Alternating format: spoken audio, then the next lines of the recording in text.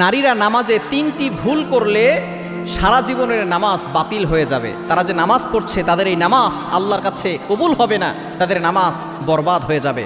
আমরা আলহামদুলিল্লাহ অনেকেই নামাজ পড়ি, অনেক মা বোনেরা নামাজ পড়ে, কিন্তু তাদের এমন কিছু ভুল আছে যে ভুলের কারণে তাদের সারা জীবনের নামাজ বরবাদ হয়ে যাচ্ছে। তারা কষ্ট করে নামাজ পড়ছে, এই নামাজ আল্লাহর কাছে কবুল হচ্ছে না 3টি ভুলের কারণে।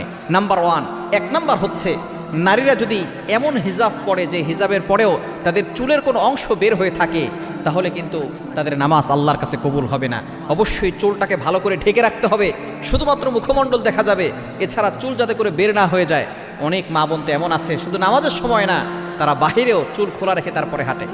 নবীজি সাল্লাল্লাহু আলাইহি ওয়াসাল্লাম জানিয়ে দিয়েছেন, যদি কোনো নারী একটা চুল পর পুরুষকে দেখায়, ওই একটা চুল 70টা সাপ হবে।